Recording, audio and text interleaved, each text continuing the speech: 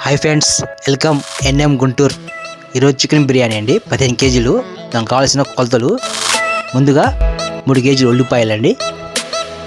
Next వచ్చేసి 3 లీటర్లు oil,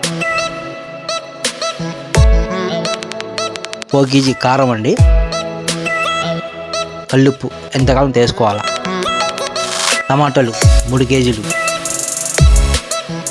యాలక్కాయలు 20 గ్రాములు, అల్లం ఉల్లి పేస్ట్ అండి 3 కేజీలు, పుదీనా 2 కట్టలు, కొత్తిమీర 2 కట్టలు, కేజీకి 3 పచ్చిమిర్చి వేసుకోవాలండి. నెక్స్ట్ చూద్దామండి,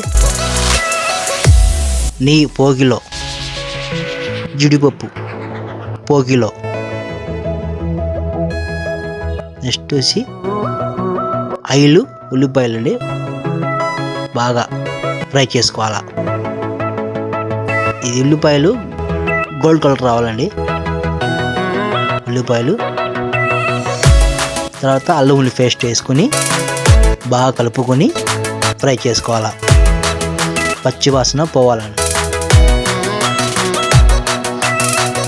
తర్వాత కారం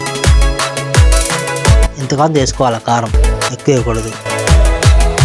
బాగా ఫ్రై చేసుకోవాలా, కలుపుకొని ఫ్రై చేసుకుంటే పచ్చి వాసన రాదు.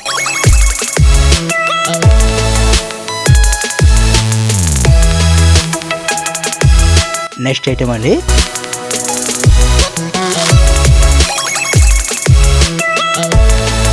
టమాటా, పుదీనా బాగా ఫ్రై చేసుకోవాలండి.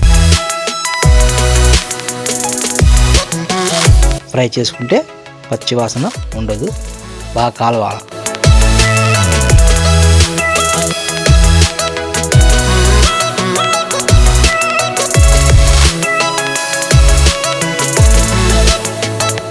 నెక్స్ట్ కొత్తిమీర అండి, కొత్తిమీర యాడ్ చేసి బాగా కలుపుకొని అది కూడా బాగా ఫ్రై చేసుకోవాలి.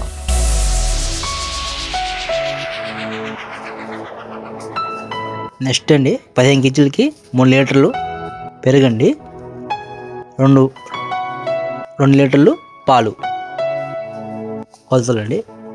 నెక్స్ట్ చికెన్ 15 కేజీలకి 11 కేజీలండి, బాగా వాష్ చేసుకుని నీట్గా వేసుకోవాలన్నమాట. చూడండి, బాగా కలుపుకొని ఈ చికెన్ 50% ఉడకాలండి. చూడండి, 50% ఉడికింది, 50% దమ్ము అయిపోద్దండి, దమ్ములో ఉడికిద్దండి. ముందు మొత్తం ఫ్రై చేస్తే తర్వాత దమ్ములో ముక్క ఇదైపోయింది, అందుకనే ఫస్టే 50% చేసుకోవాలి. నెక్స్ట్ వచ్చేసి రైస్ చూద్దామండి. ఈ రైస్కి కొలతలు వచ్చేసి 15 కేజీలకి 20 లీటర్ల వాటర్, వేడి నీళ్ళు వేసుకుని చూడండి, ఇది కూడా 50% రైస్ ఉడకాల. 50% దమ్ములో ఇది అయిపోద్దండి. చూడండి, 50% ఉడికింది. ఇంకా నెక్స్ట్ చూడండి, 50% ఇంకా దమ్ పెట్టేస్తే సరిపోయింది. బాగా కలుపుకూడదండి, ఒకేసారి కలపాలా, ఎక్కువ కలిపితే రైస్ పాడైపోయింది. చూద్దాం, దమ్ బిర్యానీ రెడీ అయిపోయింది.